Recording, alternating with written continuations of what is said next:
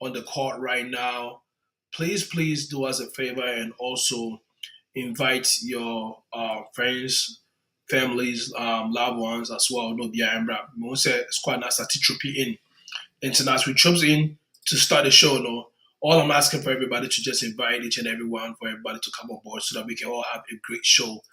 Maybe be I will be a one shot and made them out West Coast, East Coast, and I say be our South, and I say be a Central Time. No, na make any say a one shot kese pa na made them out now. Coupon cost and share more. No, no, be biara kese. Or adaji I will say any bedroom media soon na coupon and share more. Homa intimi nso abapa menim sɛ mopɛ ne yie nti na da biara nnwuma biara ma na sɛ dwoa de nnwuma biara yɛbɛhyia mu anom sɛ ne yɛto ato adwene ne yɛsua adeɛ so ka ho saa so biom na mesa so ka mo sɛ dwumadi a yɛdi de time with Tata said and then you your topic no is going to be a very unique one yɛde bɛdi dwumadi no say how to choose the right educational path in America, how to choose the right educational path in America.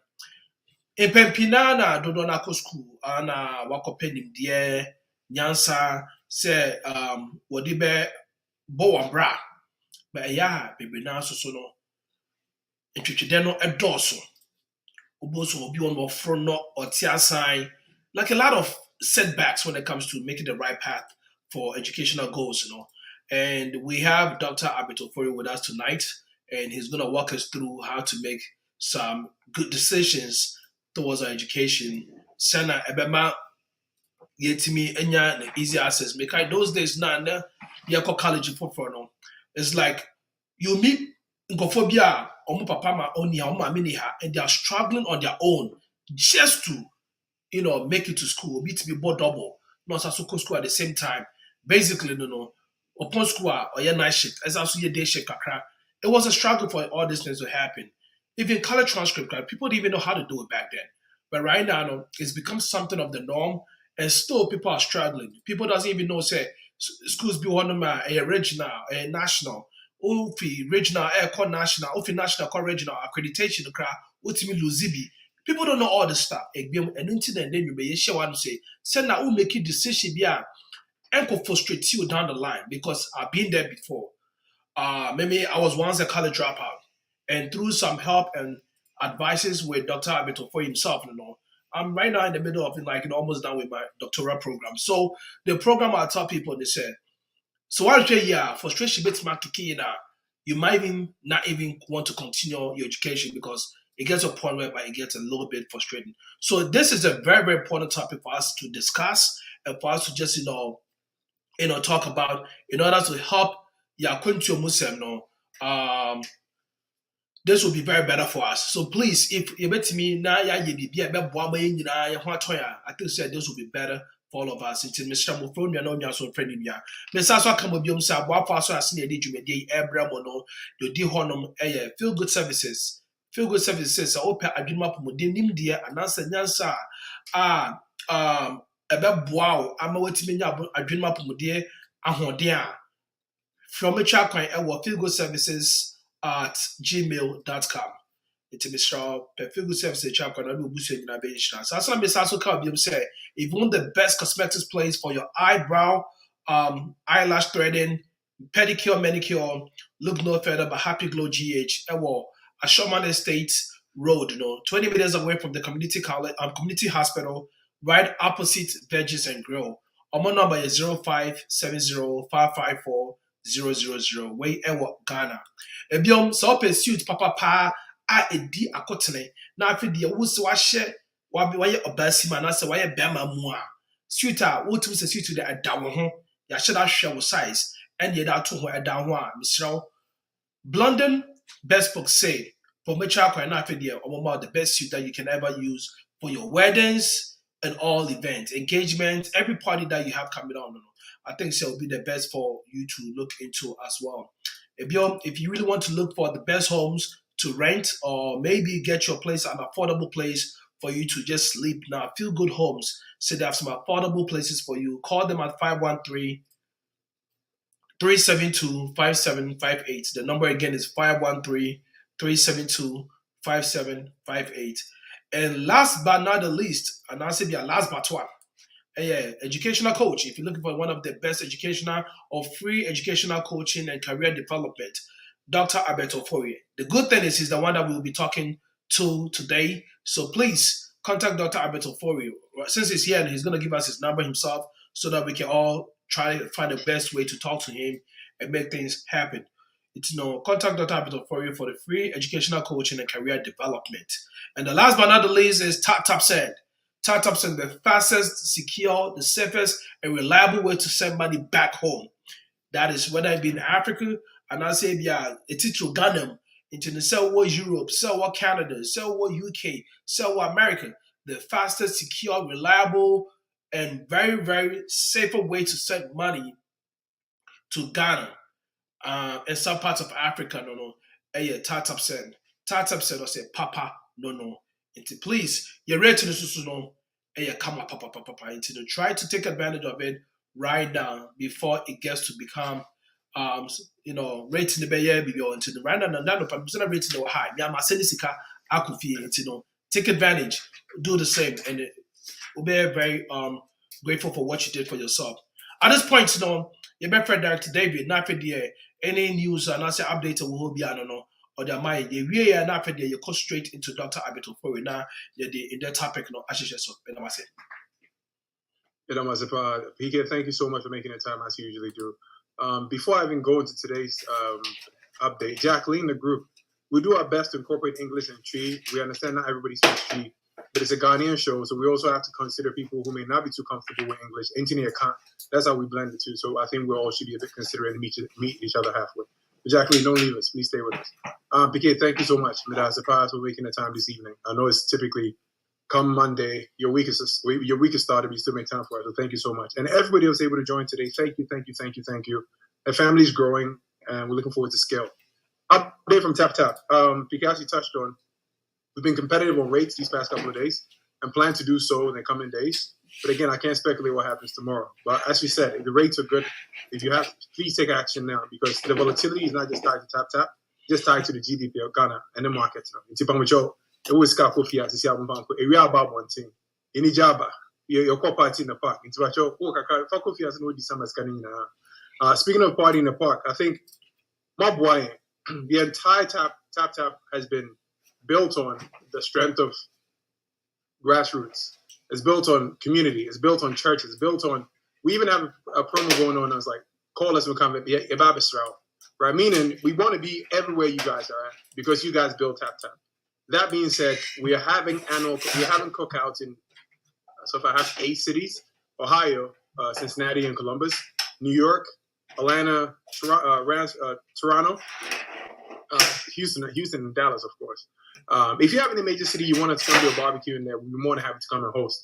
So not to speak too long, I'm gonna leave it up to Dr. Albert Ofori, which I'm so happy because you picked this topic because as a kid, all our parents kept screaming, or at least my parents screaming to me was, these were the verticals: become a doctor, become a lawyer, or X, Y, Z, right? And knowing who I was as a person, I hated all of them. Right? I don't know if it's because I was being rebellious, but I think now as society evolves, I'm so happy that Dr. Fario comes to talk about other avenues of being successful, how different ways success is measured in our community. Because you know, African parents, they only respect you. What the best never fear? And it's like, oh, then I'm up in it. So until then, it's like, what are you doing with your life? So Albert, I'm sure you're going to touch the nuances between like culture and where we are in today's society. So I'm very keen, so happy to have you on board. So I'm not going to talk too much. I'll let you, Albert, before we happy to have you here, Doctor. All right. Thank you very much, Director David, for your introduction and also updated news in terms of what is going on in TapTapSend space. And beyond, after what joining, I'm still reminding you, said this is time with TapTapSend, and please invite your friends and families so that we can all have a very fruitful education. Dr. Albert Ofori, you're welcome by Eba Jumedeso. When you too.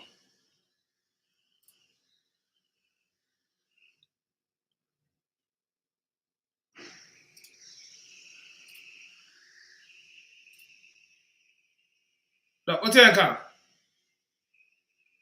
Okay, until that is what be too.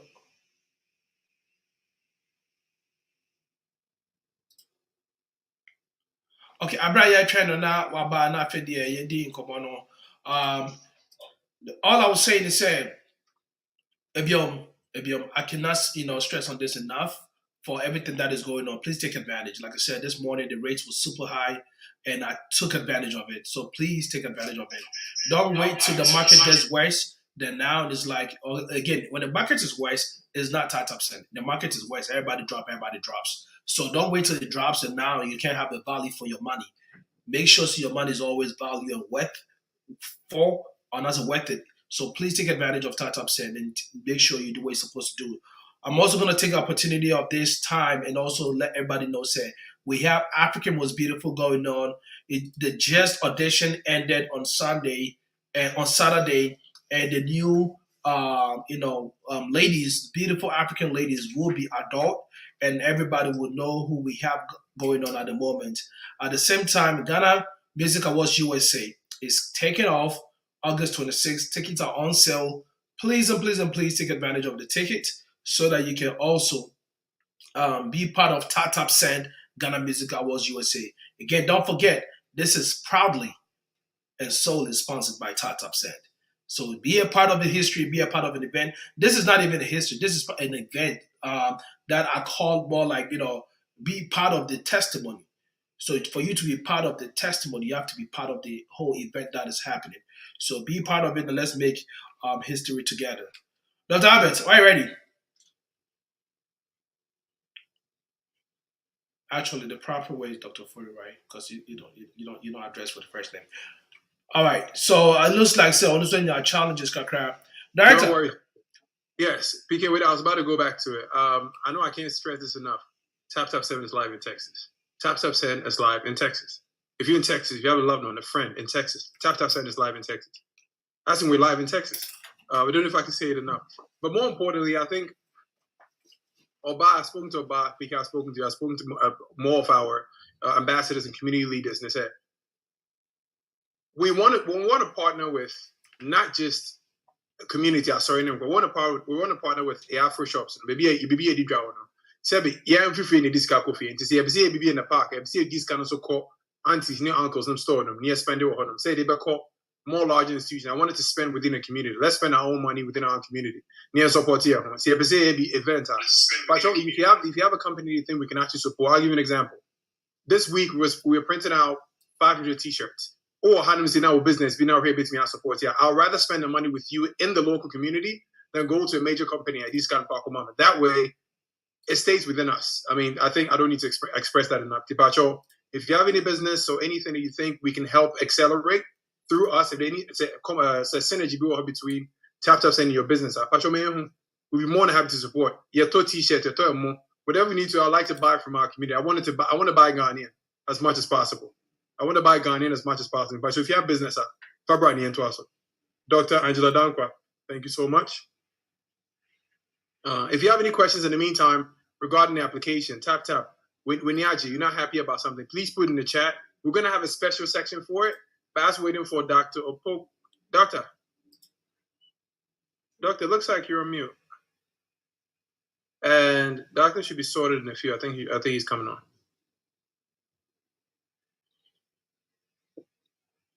Doc. Yeah, can you guys hear me? We can hear you perfectly now. Thank you so much. All right, yeah. Some technical issues here. So can you go ahead and flip your camera landscape for me? Landscape. Yeah, so actually I have to get on my phone. There you go. Everybody was on this side. Can you hear me? Yeah, we can hear much better right now. Okay, great. All right, this is much better. All right, yeah, welcome about Benjamin Day. So. Thank you, PK. Yes. I know saying there are our classes. We tried to get you 2 weeks ago and last week, and there was a little problem because you have to adjust your schedule because of the classes be out.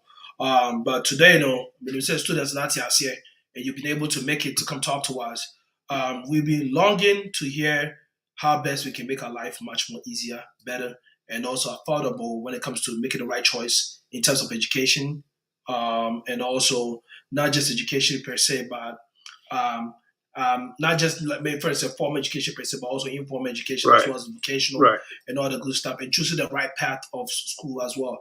Like I earlier on said, not a lot of people know much about the accreditation processes in terms of national accreditation and also regional accreditation.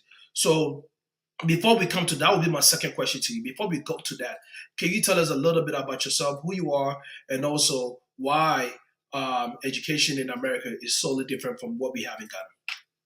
Okay. All right. Thank you, guys. Thank you. Thank you very much, PK, for having me on HRE TV to touch more about this very important topic. First of all, my name is Dr. Albert Ofori. I'm a provider, nurse practitioner, currently work with American Addiction Centers and also an adjunct professor at University of Nevada, Las Vegas. So yeah, I'm on the West Coast time, Pacific time to be precise. All right. Thank you very much for the quick introduction. So basically, why is it important? Why is it important for us to be talked to when it comes to educational coaching and career development? Why is it so important? Why is it that anybody can walk into any school, go meet a guidance counselor like they have it already established and just go through the process? Why is it important that we have to have a different in-depth or insight in terms of making the right choices for education? All right, so thank you for that question. It's very important to know the right path, to know what you're doing when it comes to education, especially in America, considering the cost of it in this country. So coming out of high school, if you do not know the right path to go through or the right educational career path to go through, you end up first off wasting time and money doing certain programs that will not benefit your future or your career. You end up dropping out of college and you have a whole lot of student loans heap up that you cannot even pay. So it's very important to get the right path to start with, just so you do not make those bad choices. I would say when I first got into this country, I kind of made some of those bad choices. First off, because I didn't have the right people to talk to, even though I had somebody to kind of direct me into a school that I had to go through and stuff like that.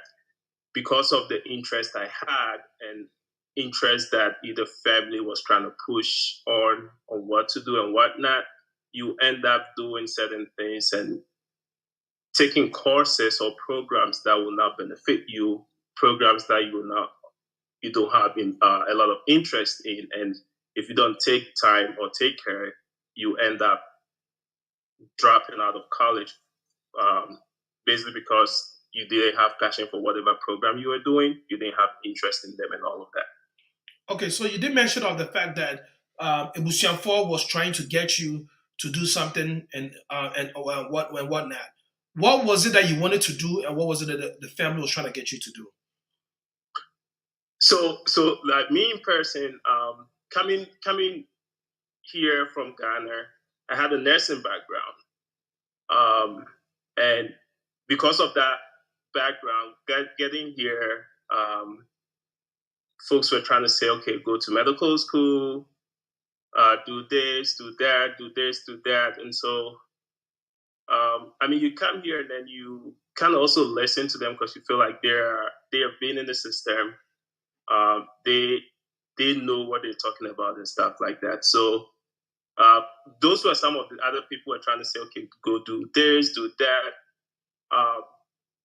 But it's very important as a person to identify your interest, your skills, and your passion.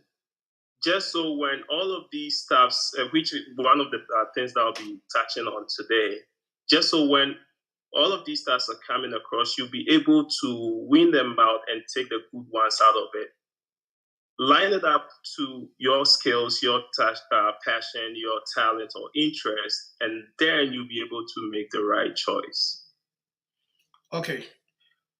There have been plenty of times back in the Ghana system, and I said Ghana curriculums, when you're a smart guy, there's a kind of science. Okay, whether it's your passion or not, there's a kind of science. When you make it out of science in high school, it's going to call medicine. The point is, you have the grace to go do all this, but the passion is not there. So, hence, we end up creating a lot of what I call uninterested uh, um, craftsmen, and I say we are uninterested, um, you know, artisans, because at the end of the day, those technocrats do not like what they're doing, Right. so they're just doing it because you're lucrative. Right. Over here, it's a little bit different. So how can one? And again, back in the days, I remember back in the days, when people are coming from Ghana, Obianko Nesen, Zantana Nesen for GBC $25 an hour, and that was a big deal. Obianko Nesen, Obianko, because most jobs were taking like $10, $8, $6, $5. So nursing for $25 an hour was a big deal. Everybody should go into nursing. But you see smart people, well, smart is relative, right? But you see people that we consider back home smart, and they were even going into business school. They were even going to like HVAC, heating, ventilation, air conditioning, do some, blue collar jobs. Not everybody else Right. was into the white collar jobs. So Right. let's say, for instance, and we have people that were having like, general arts background, business background, and coming to the medical field over here. They in the fuel people to have a change of plan and work towards more of the interest than more of the level of smartness they think they are coming from Ghana. Is it a system? And that's it, is because they broke out of the freedom and the status quo of like every smart person do science and the average people do business and excuse my language, those that are not too bright do visual art and home econs. Whereas it's supposed to be what passion the person have. It might be a good artist, it might be a good home, cook. What then the drive, what motivates that? As far as what really motivates that, I cannot really say, but to touch on that point, I will say as an individual, and I kind of wanted to turn this discussion like somebody coming out of high school, and then we'll touch base on like our folks who would already like say have something going on in Ghana and then migrated here, and how they can try to use the benefits of the American educational system to their benefit. So I'll touch on that and I'll kind of answer your questions through that. So let's say you have a kid coming straight out of high school.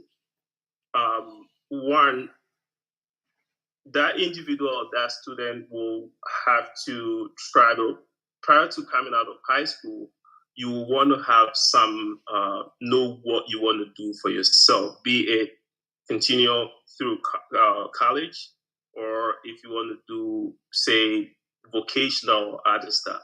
And if this individual does not have these things in mind, that's okay also. But then you want to still go through the right path, just so at the end of the day, you do not waste those years, you do not waste money, you do not take loans for college and stuff that you do not necessarily need. So touching base on this, I want to talk about somebody coming out of high school. Now, if you have somebody coming out of high school and they know what major, what program they would like to do, that is great.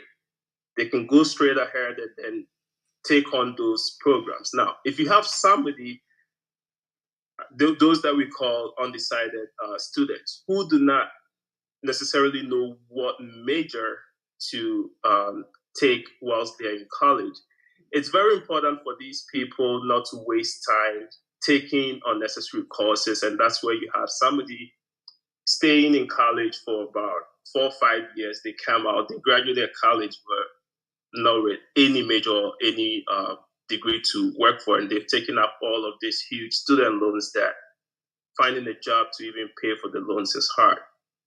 So with such students, I encourage that they look into what we call the STEM. So STEM, STEM, stands for Science, Technology, Engineering, and Mathematics, okay? Now, somebody may ask you, why STEM? STEM, if you take courses in regards to these areas, trust me, there is nothing along the line that you cannot do once you identify your interest, your passion, and your skills, or what you want to do further in the future. Science and technology right now is a big thing. Okay, the world is evolving, and technology, science is taking over now. So if you have somebody who does not know what to do in college and they go this direction, taking science classes, taking IT classes, taking engineering and math classes, at the end of the day, by the time they get out of school, they'll be able to find jobs or certain careers in this field to see if they actually like it and then further. Now, another thing that I would say whilst you are partaking in or going through this path will be for the individual to identify their interest. What would you want to do? What are you interested in doing? What do you like doing? Identifying your skills or talents. We have some people that are naturally talented.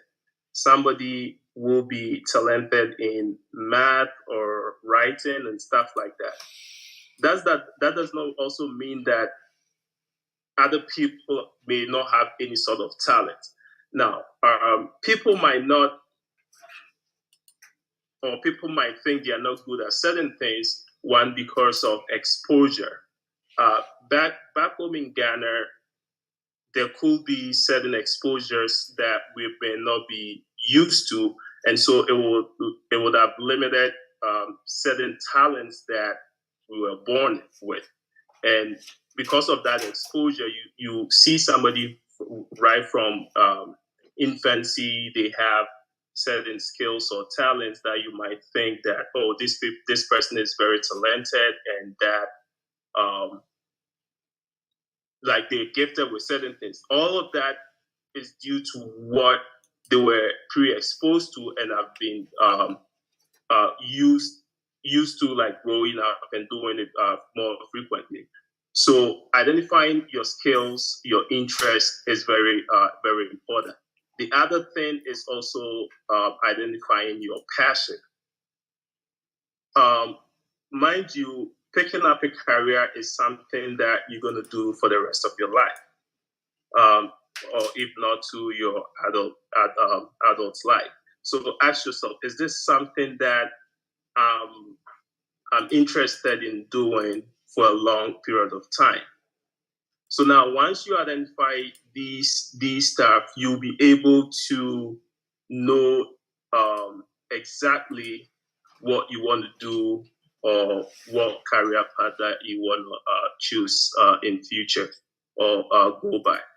Another thing that I will also want to touch on in doing this is to identifying people who have impacted you or people that you can take as mentors. Now, if you, I'll use myself as an example. I identified once I got into this country, I identified certain people that I felt that can make an impact in my life, and so try to see what they're doing to see how that will affect me. So following the steps of those people, trying to understand what they're doing and how that thing is impacting on their life also helped me to choose my career path. The other thing that I will talk about, and PK, that's what will answer the question that you asked me earlier, is something that we call limiting belief system. This I'll give you an example of it. This is kind of like pressure by parents or by the society to choose something that they feel will impact you or that will help you. Let's say a kid will say, I want to be an artist.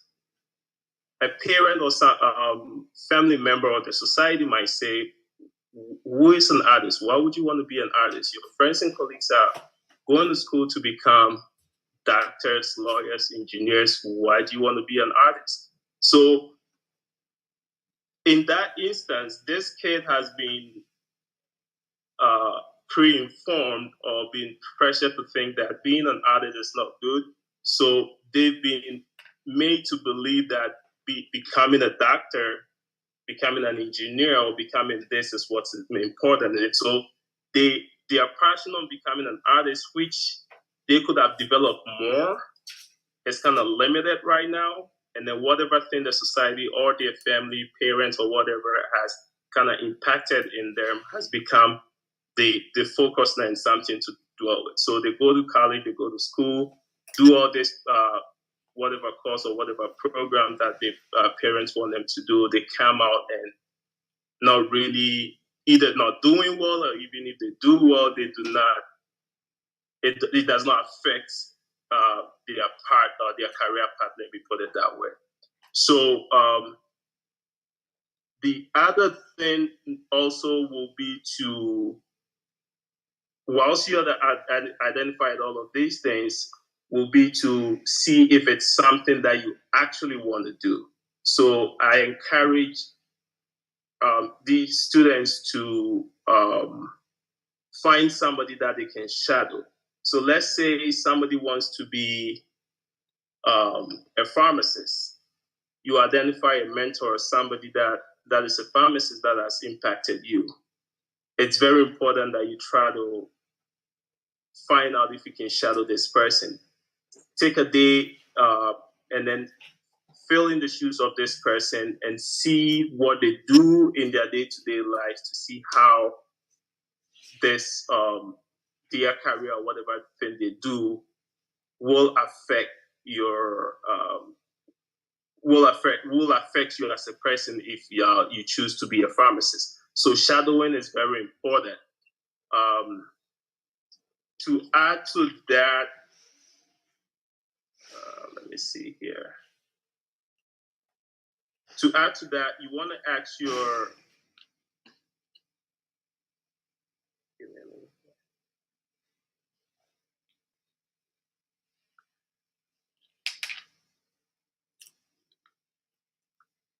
give me a second here, please. Okay, while she's still trying to fix the technical issue over there, there's a part that you did say something concerning picking someone and just to emulate what they do and try to become like them.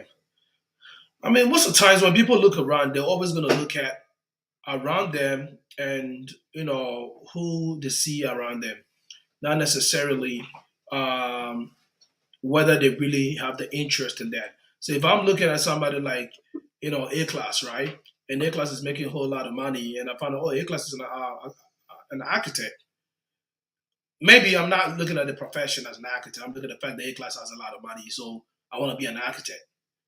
And can that drive your passion? Can making money drive your passion for what you want to do?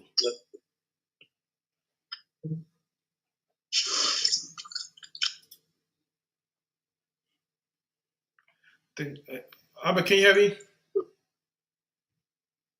You're on mute.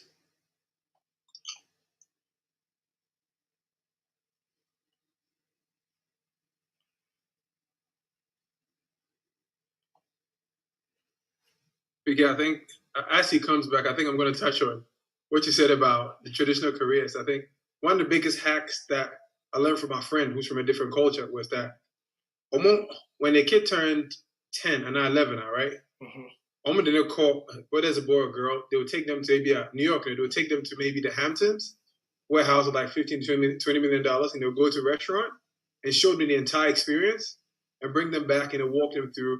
These are the careers that got these people there. Oh, wow. Right? That's where we are. Choose your home economics in college and let's see what happens. Right? So the goal... No, I mean, I hate to sound like that, but a lot of times we hear words, we hear phrases like, do what you love. I think that's a luxury. Not everybody can afford to do what they love because, you have to, some people have to make a living. If your kids will get a chance to do what they love because you put in a lot more sacrifice than they would have to, right? It's a generational thing.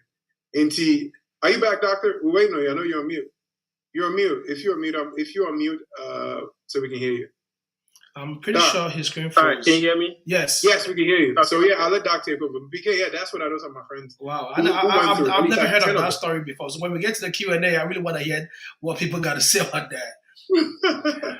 All right. So BK, can you repeat the question? I was kind of having some technical. So my question was basically on the fact that, okay, A-Class has a lot of money. Then I ask Mhm. you, hey, what does A-Class do? Oh, he's an architect, right? Oh, wow. Yeah. So I'm not thinking what to do to become an architect. And I'm not thinking, oh, does all architect make money? But the fact that A-Class is an architect and has a lot of money, I want to be like A-Class. So now A-Class becomes my mentor. And now as a mentee, I just go to him all the time, try to get those advices and everything. He's going to walk me through. But the point is, just like a director just said, the sacrifices that A-Class put in, I may not put in the same sacrifices. Though I may become an architect, I might graduate and become an architect, but I may not have the same money that A-Class had or is having. Now it becomes a frustration panel for me. So that becomes more like or less like, because you did mention the fact that people need to come up with mentors. So are we coming up with mentors because of the money that they made out of their profession, or are we choosing those mentors because the profession that they chose is what actually interests me? All right. So one of the reasons why having a mentor is very important is for you to understand the day-to-day life of that person in their field of work. Okay. One good thing about the system here is whatever career you can try to look up how much that career pays.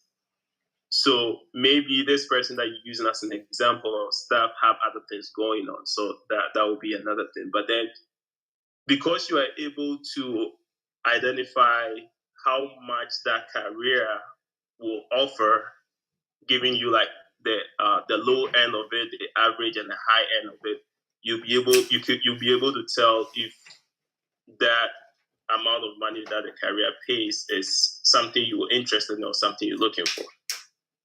So I don't know if that answers your that answers my question. Then you know why I'm asking that question again? Because, for instance, in my case, right, my dream of becoming a lawyer fell through the waters when somebody pulled up how much they make in Ohio to me. So even though becoming a lawyer was not just because of the money, but it was because of the passion behind, or what drives me behind to become, the voice for the voiceless and, the defender for the defenseless, right?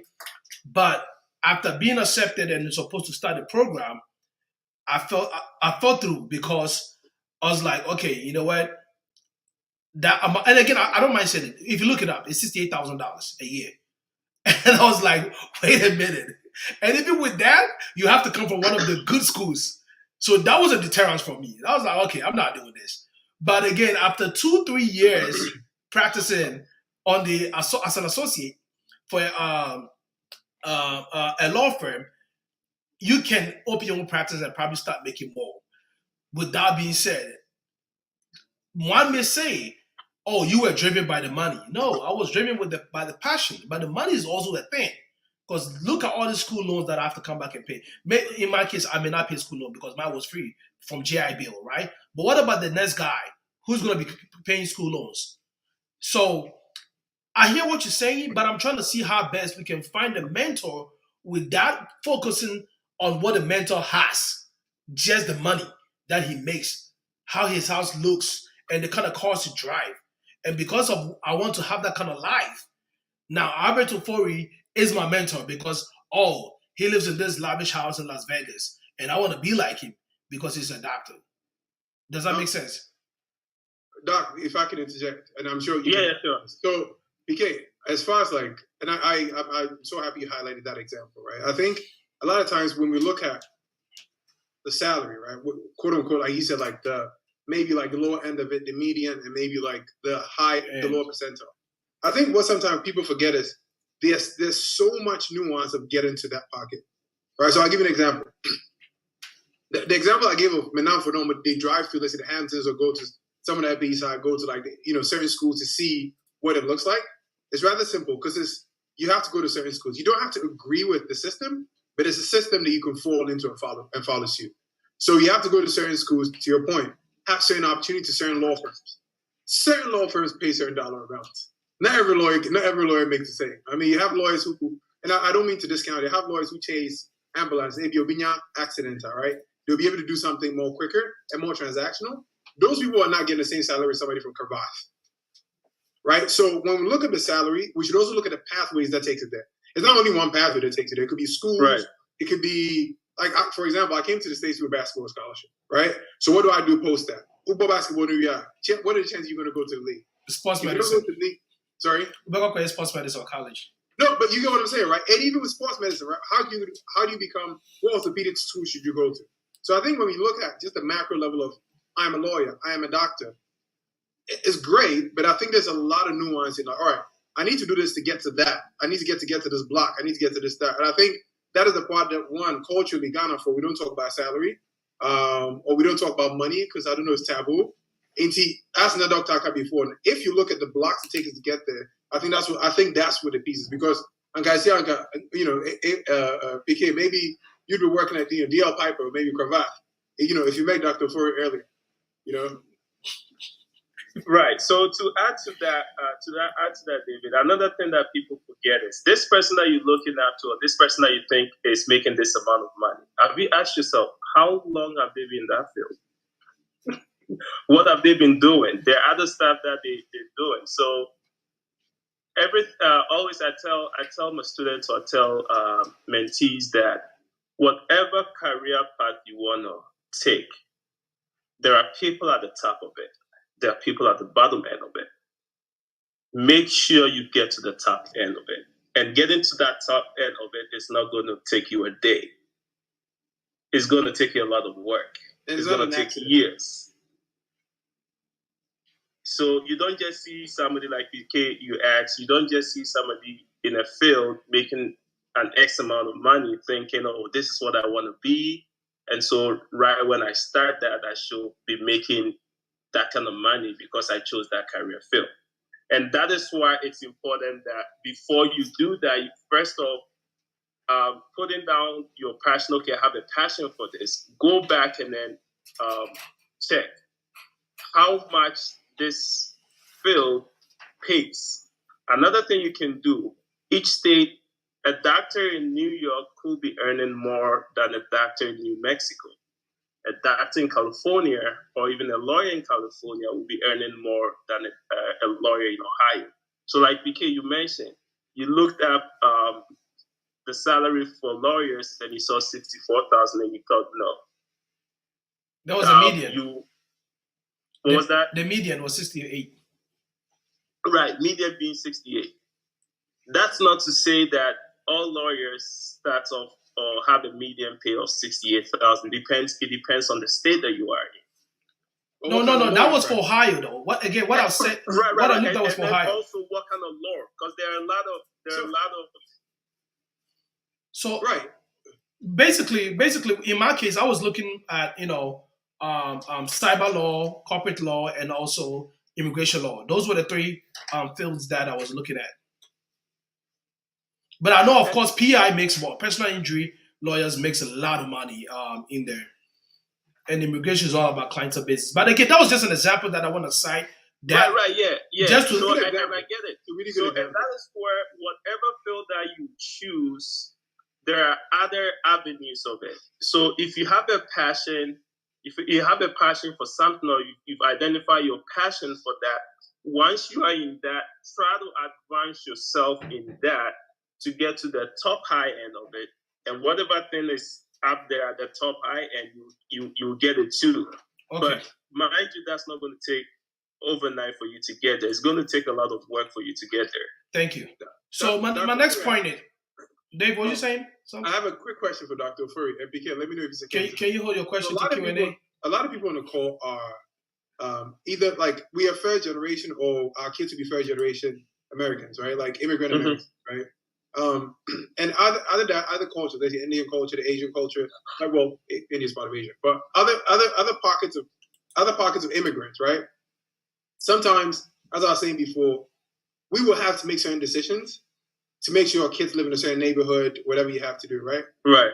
I guess my question is, and I have a strong dilemma against this. When I hear people say, "Do what you love" and the passion, usually I hear that from rich white kids. And the reason why I say that is, if you have a cash flow or a place where you feel as if all else fails, you'll be able to fall back on. When I say fall back on, I mean your economics is not acute of you losing whatever you have. Now, I'm not saying you should go fall into a career that you hate, not by any measure, right?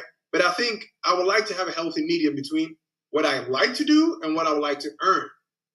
Because a lot of times the passion does not really correlate with the output of lifestyle that people want. Because I'll give you an example. I worked in other tech companies where people work in different parts of the department. That was, New York City is expensive. And looking at how they were living versus what I thought the salary was PK, I realized some of these kids were still getting funding from parents. Right? So, but they were passionate about advertising, they're passionate about fashion, right? So my question to you, Dr. Ford, not too long-winded, how do we find a way to encapsulate what you're passionate about versus what your economical status is in society, how you can help yourself and your family moving forward? Okay, so with that, I feel like it's very important once you identify what you're passionate about or what your passion is, you also want to consider what your long-term goals are as far as what do you feel like you will earn for you to be comfortable. What are your goals? Do you want to work till you retire at age 65? Do you want to work till you retire at 40? Do you want to work till you retire at 50 or 55? Now, if you have these lined up and you look at the career goals that the career path that you want to take, and see the high end income of that, and you feel like that does not tally with your goal, then it's either you try to divert, and that's not to say when you are putting up your passion or your interest. I don't think you're gonna just have one interest or one passion. Definitely, there are going to be options that if, say, a plan A fails, you can fall on a plan B. Okay, that is a very good one. And a lot of people want to know this. So somebody just texted me this message on the WhatsApp, and it was actually part of my questions down the line, but the message keep coming. Guys, we're gonna open up the floor for Q&A in the next 6 minutes. We're gonna open up the floor for Q&A so you can ask all the questions that you want to ask him. So please write it down for me. So this is a question that, like I said, it was part of my line, and it just keep coming. So why do one make the right choice to the right school? Can you break down the national accreditation and also the regional accreditation? Because the name is very confusing. When you hear national and you hear regional, from outside of the world, you think national is always bigger than regional. And I've heard people that got lured into schools to actually go for the national accreditation, which doesn't even travel anywhere. Even in America, it doesn't even go anywhere. So can you break it down so that those who are not sure what the national accreditation and regional accreditation goes like, they can actually have a good understanding about it? Right. So with these accreditation stuff, it has to do with the programs. So every college have like individual, like School of Nursing, School of Medicine, School of this, School of that. Those programs, even though the main school or the main campus had been accredited or whatever, each particular program needs to be accredited too. So don't just look at the accreditation being it national or be regional. What's important for you is, does the program the school is offering, has that program been accredited? Right. Again, these accreditations, there are stages to these accreditations. There are a lot of, one program can have or may require up to about 5 or 6 accreditations. But since the school itself is already accredited, the school is okay to go to start the program and then gradually build upon it and get the necessary accreditations they need to get to whatever top level accreditation they need to acquire. Yeah, but I don't want to be a part of that process of building. When maybe after the 4 years, I'll be out of the school. So why should I start off with you when you are in the national accreditation? Whereby when I'm done with that, my degree may not even be accepted to another school, for a regional school, for a master's program. I don't think that will be the case. Because see, before a school starts a program, mind you, the school itself, the college or the university itself is accredited, right? Mm-hmm. They can start building or start new programs at any point in time. Mm-hmm. That does not mean that if you start off with them and you are the first cohort, because they've not reached or they've not received the top tier accreditation that they need, that does not mean that the first cohort does not count. The graduate program I'm teaching in now, we are just started the MHMP program. We're working with the second cohort, and we've not met all the accreditations that we need. That does not mean that the first cohort and the second cohort can now pursue or go ahead, find jobs, or even if they want to continue after graduating, they will not be able to move ahead with it. Does that answer your question? I'm trying to understand that. So this is the understanding out there, right? National accreditation schools are more or less like the HNDs as compared to Ghana, and the regional accredited schools are more or less like the Lagos, the Techs, the Valley Views, the Centras, and those degrees hold a little bit higher. Unlike HND, you can compare that to community college, which is more 2 years program, like an associate. But in the case of national, right? Because I for one had an issue with that. So I was taking classes with this school, and apparently the school was national accredited, and I didn't know. And what classes? It was a business management class. I was in the business faculty, so it was a business management class. And the school that I was with at that time, Rowan College, right, did not have. That's why I was taking the accreditation from. That's what I was taking the classes from.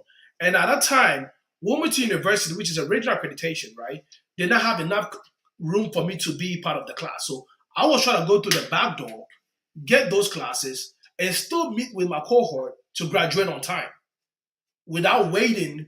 Because there's some classes once you're unable to get into the class, you have to wait for a whole semester or a whole year because it's only offered once a year within that school. So whilst I was waiting, I tried to go through the back door, take some classes with some schools, and just transfer them over. And that is what I was told.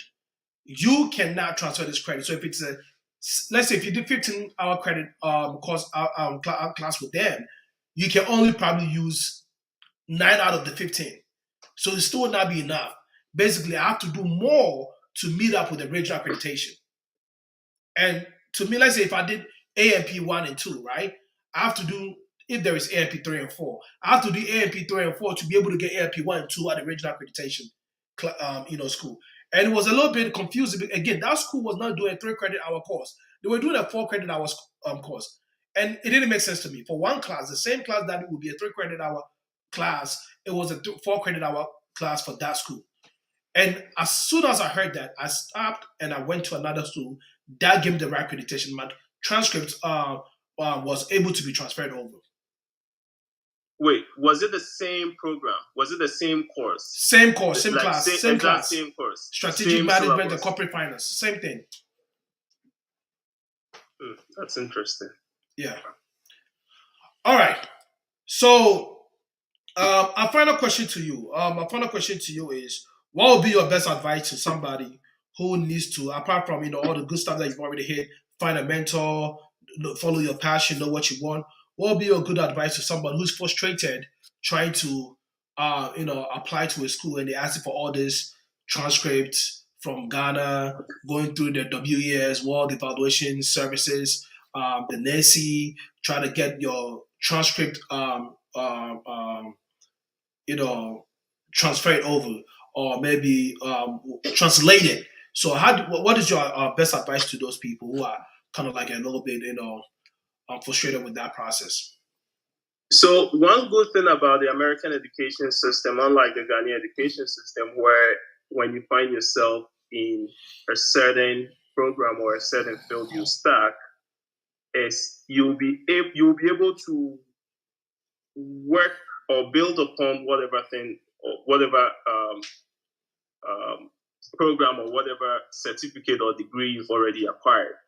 My advice is, especially with anybody who had already received a first degree from Ghana, which I always say that they are at an advantage because they do not have to go back to take like undergrad classes. They can easily translate their credits through World Education Service, have their transcripts or whatever translated. These institutions have requirements that they will want you to follow through and then get all of those stuff done.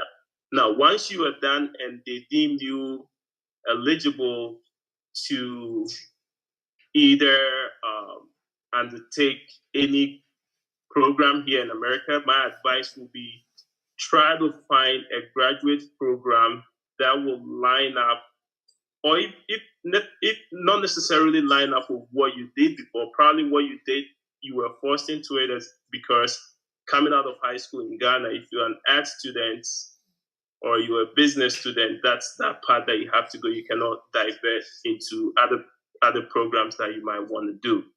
So my advice is, once you're able to translate those credits and you are eligible to go back, either try to find a graduate program that you'll be able to build on or easily divert. If not, you can take like some community credit from some community colleges that will help propel you towards that path that you want to go. Okay.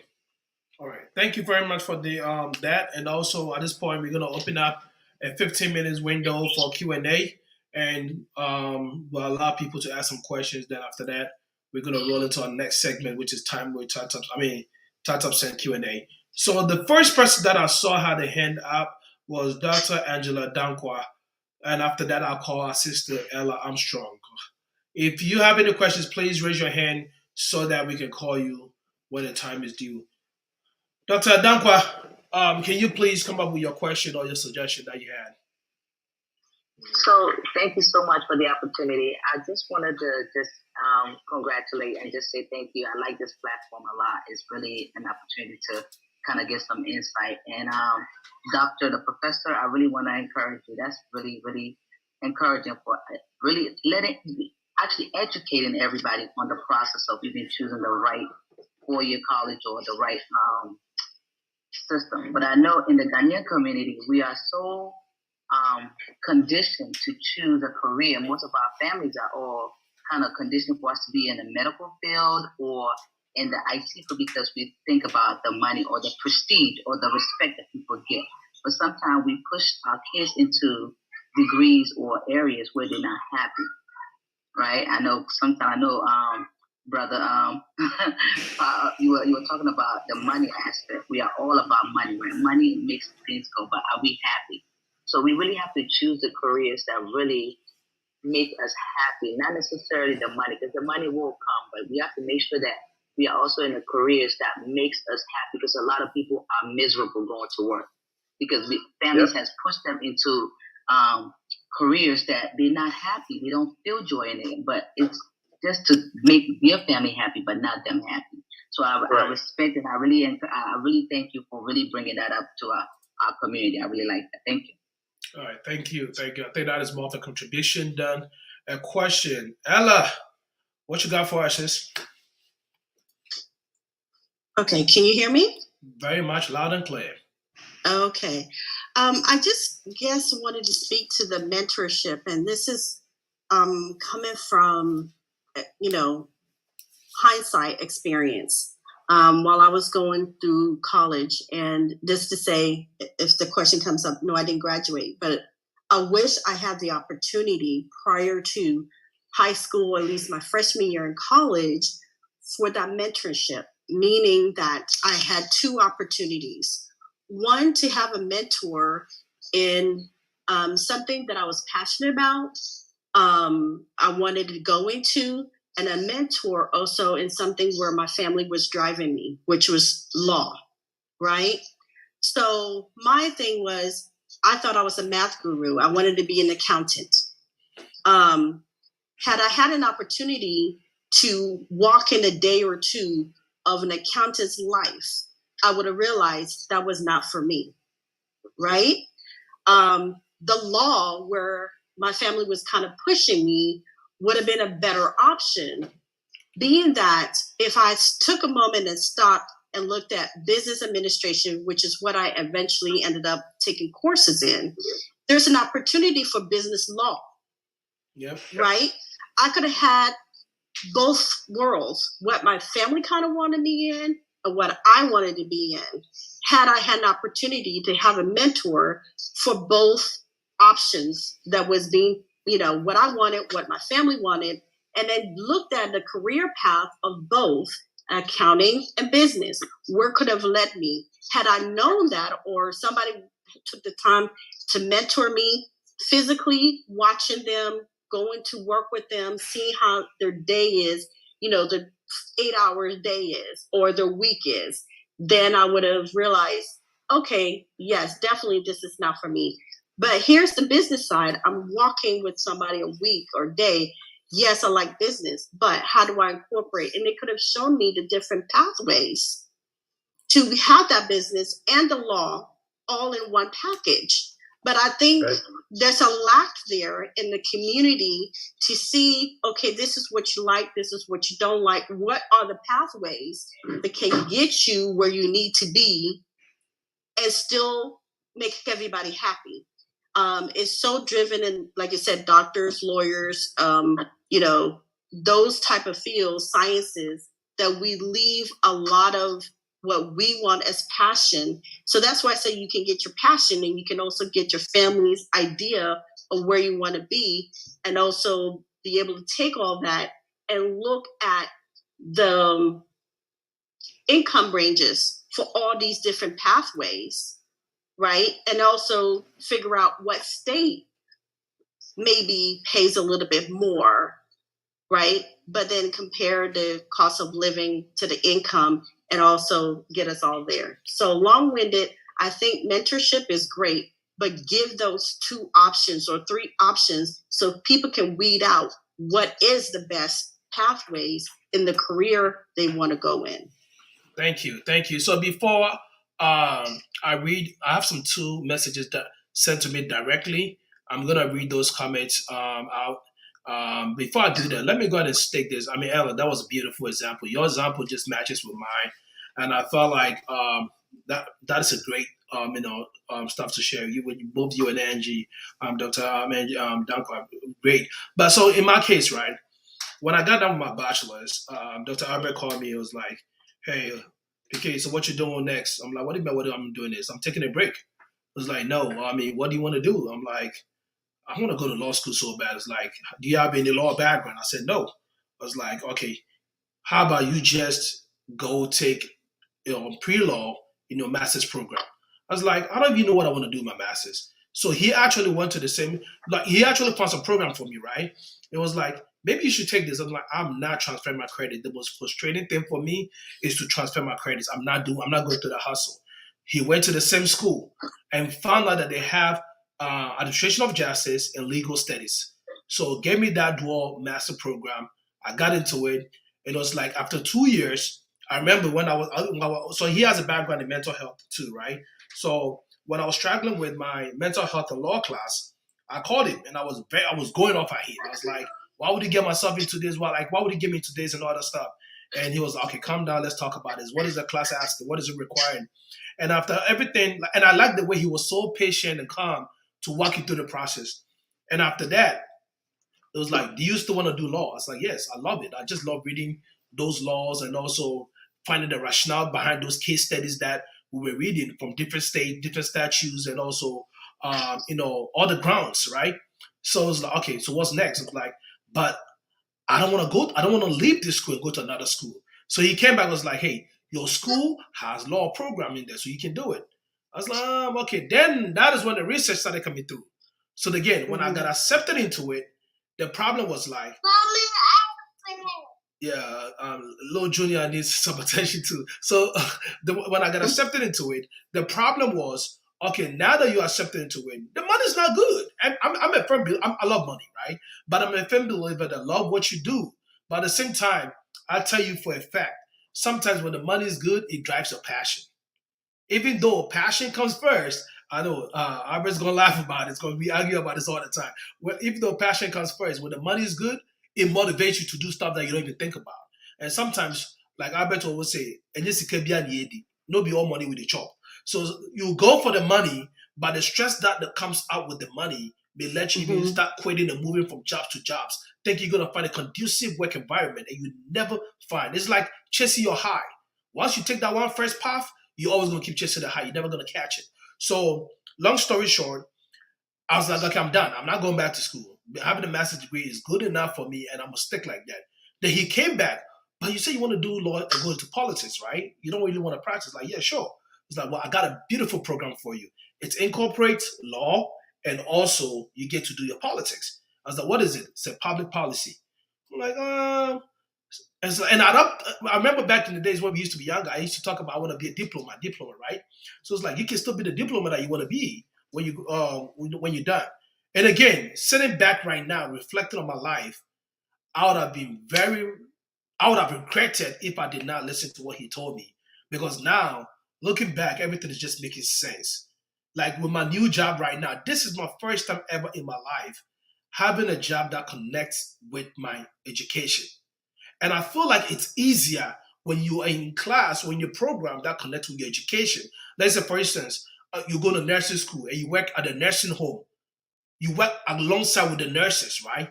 You have some idea when they talk about those big medical words. Me, I don't know those words. When you tell me some medical terminology, it's like a different language to me. I don't know those things. But I feel like when you work in a nursing home and you want to go to nursing school, it becomes much easier because then you're familiar with the languages. You're familiar with all those stuff going. Like Dr. Angie, right? She's a pharmacist.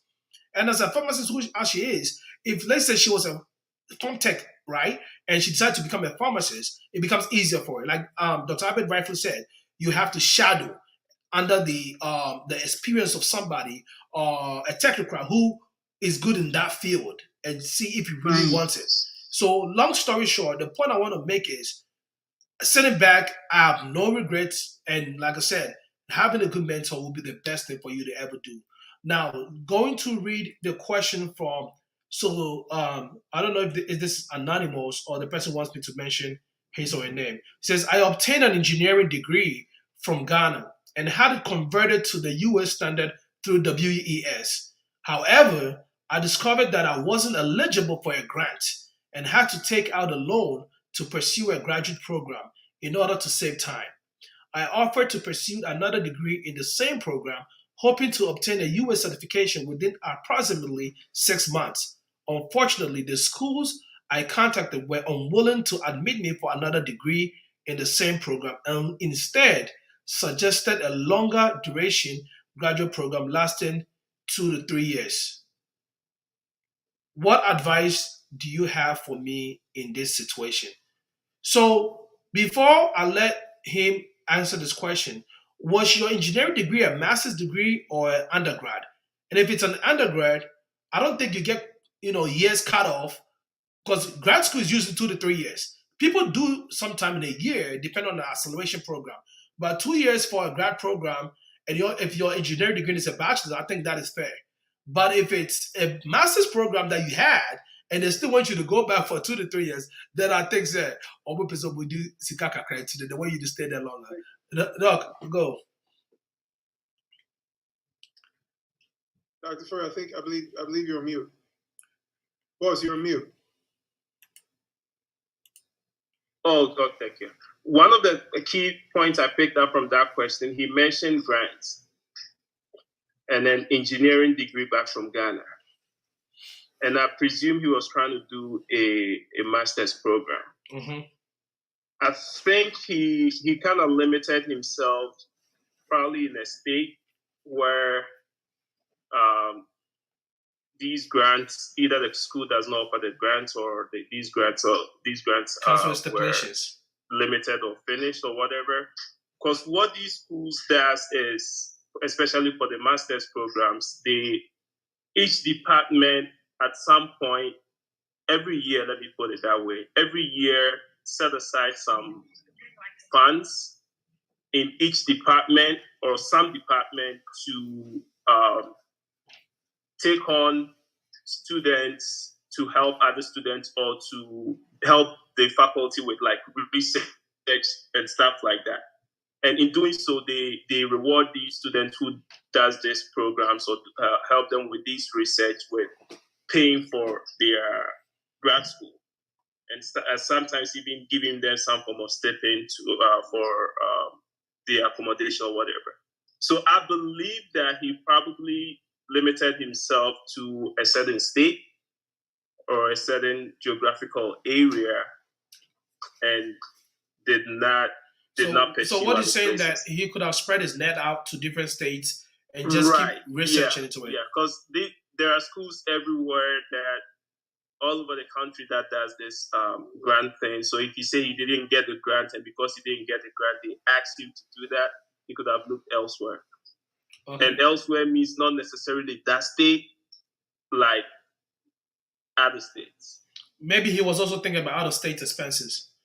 You know? I think. So, No, Doctor, finish. so out-of-state expense. That's what I'm saying. That these grants, you have when you get in these grants, a lot of the time it comes with you getting stipends for accommodation, and sometimes they even pay you like weekly or bi-weekly or even monthly. Okay. All right. Thanks. I think one thing I wanted to add to, even like the whole inception of from the inception of the conversation around what the path we should take. I think as immigrants, when we get to the country, PK, Doctor, for everybody on the call, that we don't have any ties to any state.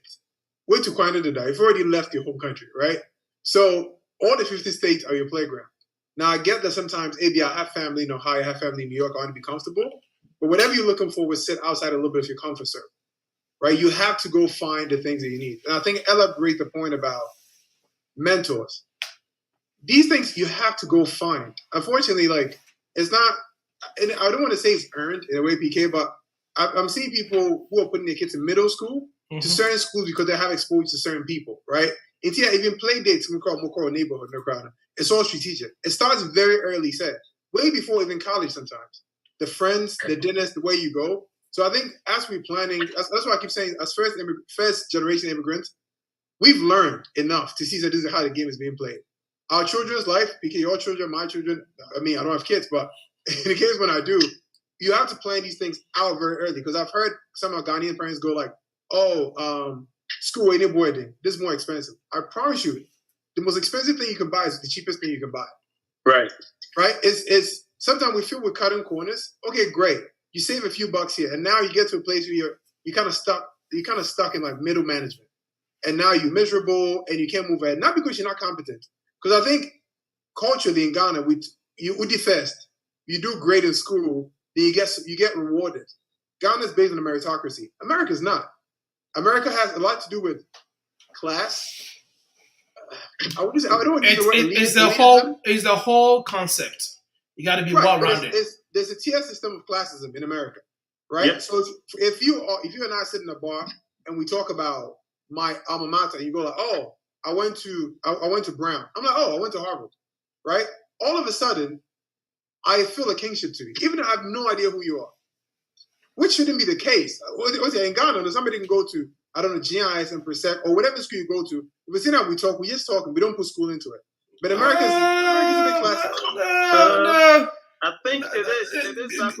Ghana, so what goes to Papa? You didn't go my casa be brave. Okay, but let me ask you.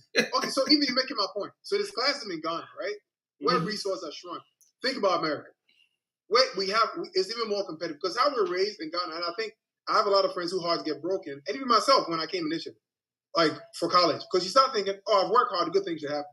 In America, it doesn't matter if you work hard; you're not guaranteed success. You're true. You can work hard in the right environment. And Dr. Ford, I see you shaking. Let me support the argument with a point.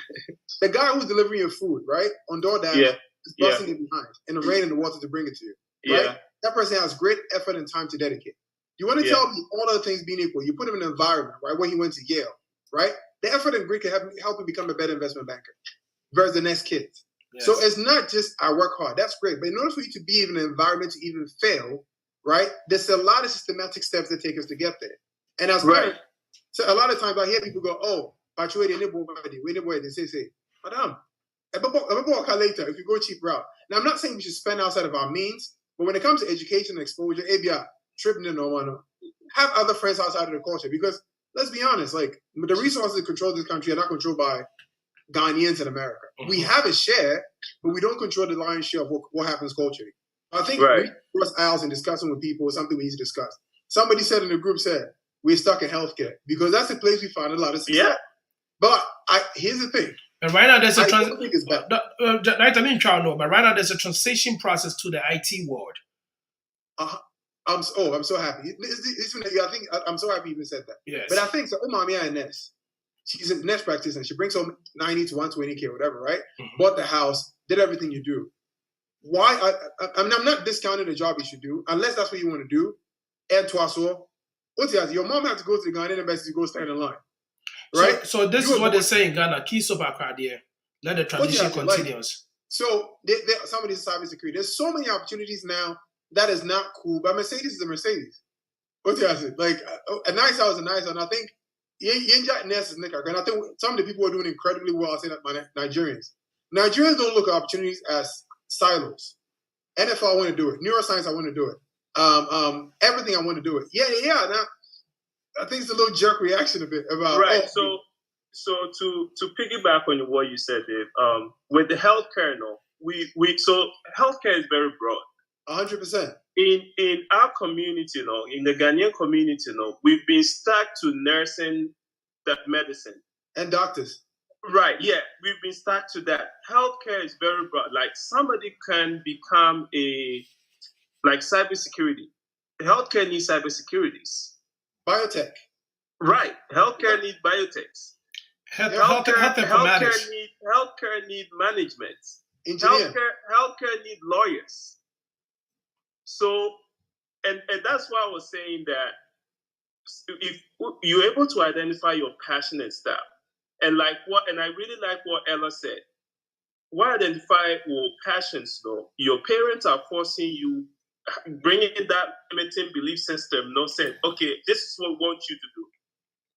You'll be able to fulfill both of them without just stacking yourself to one thing and then be miserable for the rest of your life.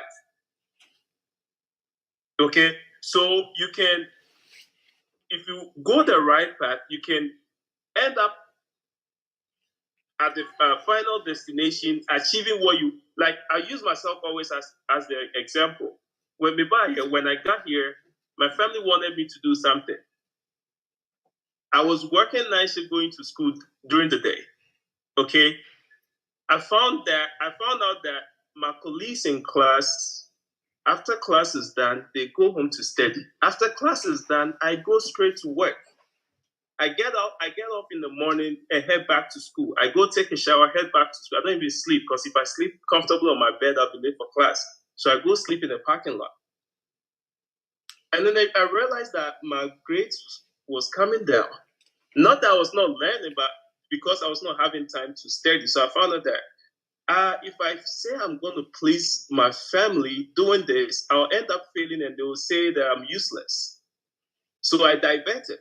I sat down, drew a plan, and diverted. At the end of the day, they wanted me to become a doctor.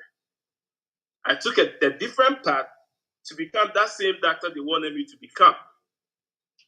But if I had gone their route, I wouldn't have been able to become that doctor that they wanted me to become. I chose my path, saw that was what was going to help me, and did that. And at the end of the day, I'm satisfied, they are satisfied. So if we're not able to kind of draw the line and identify these things and go through that, you end up failing your family and failing yourself too. All right, thank you. So before I call Ella and Angie, I know they raised a hand. I think Benjamin had his hand up, and I think we've exhausted our time with the Q&A with this. So let's try to make our questions quick. Benjamin, if you're still here, then after Benjamin, we can call Dr. Angie and Ella. Then we'll let Dr. Ford give us a final. Okay, Benjamin's not yet. Dr. Angie, you can go. Oh, okay. Benjamin's back.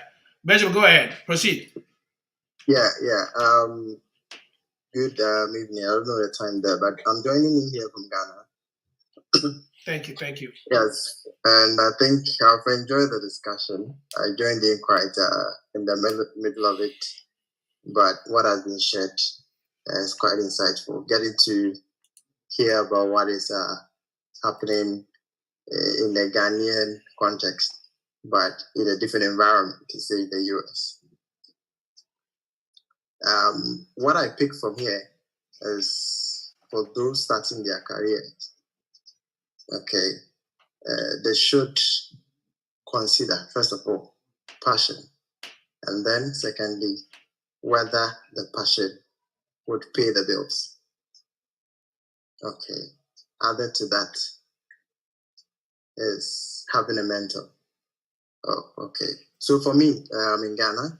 I have a bachelor's degree. I happen to start a career in a field that is lucrative. I'm an accountant, a chartered accountant, and I think that field was fueled by, first of all, my interest, and then second of all, the abilities that I had. Okay, I mean, going through the education system, my ability to understand arithmetic and all that. And then again, I happen to have a mentor, as someone that. Benjamin, because of time factor, we'd like to make it quick for us so that we can proceed to the next segment. So because of time factor, wrapping it my way. So I'll end up to say it's been an insightful session. And what I'll ask is, for those of us in Ghana who would want to pursue a master's program, as you've been sharing, what would be the right route? This is quite a basic question, but what would be the right route if you want to pursue a master's program? Okay. Dr. Albert, I know you already hit on that, but before you come in to say anything, I'll say, when you get a chance, go back to HITV or Tatap Ghana Facebook page or HITV Facebook page and watch it from the beginning, because you say you started in the midway, and he actually did give out the lay down steps and procedure. And this is for everybody who just joined. Just go back, take your time, watch the whole program, and I'm pretty sure you can even skip all the way from 6 minutes to the the first 10 minutes, which was all commercial, and just go ahead and just listen. It will give you the insight of it. But Dr. Albert, I'd like you to just give a quick 20 seconds on that, and Dr. Andrew give us 30 seconds, and Ella give us 30 seconds, then we move into the next segment. Thank you. Okay, so to answer his question, first off, you want to find out what program you want to do. I always tell students coming out of Ghana, try to either get a GRE, TOEFL or IELTS. So GRE will be a great stepping stone to get you into the master's program. And then the TOEFL or the IELTS will be a lot of these schools, especially because your undergrad school was in Africa, they feel or think like those schools do not teach in English, so they want to see your proficiency in English. So having those certificates and stuff will kind of help propel you. A lot of these graduate programs also offer grants. So you want to take the time and then research in these schools that offer grants to whatever program that you want to do, and then just apply to them. All right. All right, thank you. Dr. Angie. So I just wanted to also kind of comment, or in terms of the mentorship, right? Sometimes you have to reach out yourself, and I do believe one of the other hosts was talking about you have to reach out to companies. Sometimes you could just go and volunteer.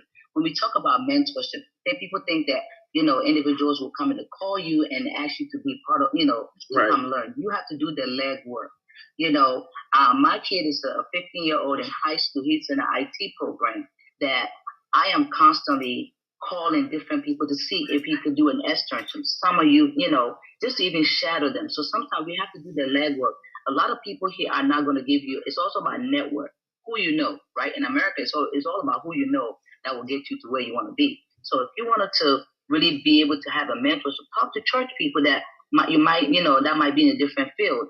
Talk to people at your local. Say, hey, this company, this, and kind of give them a call and introduce yourself. Sometimes you have to volunteer your time in order to be able to get that, the legway. So, just do the work. If you have any, if you need any help, I'm here. I have a lot of network. I could let my brother know, but we could help each other. We're a community that always have to stand out and help one another. What I've noticed is a lot of the Ghanaians, sometimes we don't tend to want to open arms and help one another as other African communities do.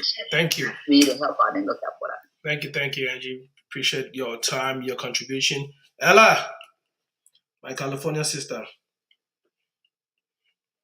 Yes, Kelly in the house. So I'm just going to piggyback what Dr. Angela was just saying. She basically hit on the network is what I was going to say. In addition, that networking can start for our kids in high school. I know my brother went through a mentorship program. He wanted to be in Congress. He linked with a group called Links and got a congressman, several of them, on board with him to mentor him. And that was through a teacher, connecting him, seeing his strength. So we can start there. Secondly, networking. We like to be independent, as Dr. Angela said. We don't want to reach out to each other. And when we reach out, we're not so supportive. So going back to what David was saying, that sometimes you have to go a little bit outside of your community, which is sororities and fraternities, right? They network. If you get the right one, not just all of them, but you get the right one, they will put you in front of the people you need in order to help you get where you need to go. Thank you. So that was it. Thank you. So, Albert, can you, Dr. Albert, can you go ahead and give us your final words? And after that, Dr. David, I said Dr. David, I confused. Director David. He also director is still a DR, right? No. This is David. Oh, director is a DIR. Okay. So, anyways, Dr. Albert, go ahead and give us your final words, and after that, go ahead. I think everybody has thrown out very important points that we have to consider in making these career or educational choices. One thing I want to add is when identifying these strengths and weakness, don't just do it by yourself. I believe there are family members, like friends, people that can see something in you that you do not see. So when you're doing these stuff, try to involve other folks, and then they'll be able to enlighten you or even throw light on certain strengths that you might have that you probably are not aware of, and then you can include that in your strengths or interests or whatever thing that you're trying to do. All right, thank you. How can people locate you? Facebook, social media, and also your telephone number or email address in case people want to reach out for a personal consultation. Phone number is 513-641-8704. Social media, I'll prefer you connect with me on LinkedIn. The name on LinkedIn is Albert Ofori. Can you put the link in the chat, please, so people can just jump on it? Yeah, let me see. Yeah, you can do that once we're done with the program. Once we're done with the talk, and people can just come back on it. Right. Yeah. I will put that. I'll put that in the chat. Okay. So, and also add your number to it as well. Email, you can reach out at albertofori148@gmail.com. Yeah. So we need all those three information: number, email address, and also LinkedIn link in there so that people can reach out to you for any free consultation. Because what does your flyer say? Let me pull up your flyer again. It says free educational. Yeah, that's it. Okay, so it's free, right? So your free is free 0000, right? That Right. $9.99. Okay. All right, cool. Thank you very much for taking this opportunity, and also to say, when I say it's free, so this is what I'm trying to do. I'm trying to build, like we talked about, networking, mentorship, and stuff like that. Mhm. I'm trying to build a community of mentors, okay, a community of people in different backgrounds that we can use when we have kids coming out of high school who want to see or want to shadow other folks. So, and that's why I'm trying to do this thing, to kind of get people in all areas, all fields, that can be mentors to other mentees when they come up. All right. Thank you. Again, once again, there was a say a friend will buy and Uncle Pension on cost one show one day will be a uchesa at the Jenny and Brady fee piano on Coswa and show and the may you keep doing what you're doing, and also whenever we need you, may you make time for us so that we can make this happen. Thank you very much for coming. Before Director David takes over, I will say, if you also need my sister Angela, Dr. Angie, please let me know, and I will go ahead and get you her contact number, and I'll say how best you can get with her and get all your education that you can get. And also, Dr. Abbas is going to put his details into the comment section, so please watch out for that as well. At this point, Dr. David, take over so that we can go ahead and proceed to the Q&A for Top Send Q&A questions. Absolutely. Thank you so much, PK. And also thanks so much for Dr. Ofori and Dr. Angela. I think we touched on something that we typically will not engage, but thank you so much for making the time. I think a few things that PK you highlighted, I think it's a great point to say. I would like for us to have this conversation again, maybe not next week, but another point, because what ends up happening is that we discuss it, then it kind of fizzles out. The one thing the doctor said that I was extremely happy about is the artifacts we find in the network. I think sometimes we get a bit entitled because you're supposed to help me. You're not supposed, nothing's supposed to happen. We have to create these opportunities. And like the mentors that you look for, the ones worth having are extremely hard to find. The person will not reach back out to you. If you're lucky and get somebody, just expand as much as possible. But I think this is a great session. I was happy it was more interactive and be able to help each other as we need to build a network of people. All right. Before you proceed, for those on Facebook, YouTube, Zoom, Startup Ghana, YouTube, Facebook, HITV, Startup Ghana. I just want to announce that we are officially done with the educational talk, but now we're going to proceed into Q&A with Startup Send. Please, again, with the Q&A in Startup Send, if you have any question, raise your hand. And what I mean by raise your hand is go to the reactions. When you go to the reactions, click on it. When you click on it, you're going to see where it says raise hand. Click on that. Then you will be called in that order. Because once our time is up, our time is up. So please, who are question now? Busan and tell Busan so I quick now. You answer anything. Ebusebi. Net me nyadajie akasa more after that. All right, Madam Ase. Director David, then to us. PK, thank you so much. As PK said, around this time, about your question be anything related to your TapTap experience, what we should do in your neighborhood this summer, your TapTap app. Please, at this time, as PK kind of go to your reaction button, click on it. It'll tell you to raise your hand, right? It'll tell you to raise your hand. No, I can't. 4825. I think you do. Okay, I'll take you, but please next time raise your hand by the reaction. Hi, please go ahead. Oh, woman is also okay, man. I don't get to see every screen. I don't get to see every screen, you know. So what woman was also said me. Please unmute yourself and ask your question. You're on mute, sir. Maybe I want to know kind of. Oh, you're on mute. So if you can unmute yourself, boss, so we can take your question. In the meantime, if you have a question on Facebook or you want to put in the chat, please feel free to do that now. And thank you, Dr. Ofori. I believe Dr. Ofori has put his LinkedIn in a group along with his number. So let's take advantage of it and continue. In the meantime, if you have any questions, please raise your hand. We'd be more than happy to answer it. Yes. Hi. 4825. Dr. Patrick saying good evening. Good evening, sir. What you saying? What you book? Me boss no na meeting na I am assumed we are sending na fa medical doctors ne modwuma ho. Ezina ma yedi ni head nhu issue no statements ni ni.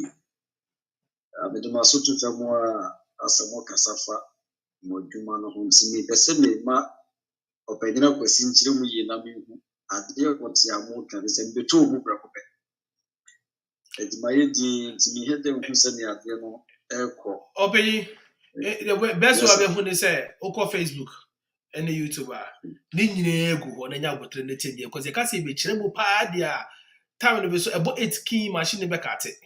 But my man short version. We say Patrick Frost. I'm not Patrick. Pastor Isaac Pastor Isaac Patrick Woma. ne Ghana. Patrick into the Patrick ni e twetwe nkomo ne say o te ha no mi say na Ghana ni ana. O dey say Ghana for pen on. Na o ba o say say be catch so koy doctor koy nurse. Say be the boom ti so sa on.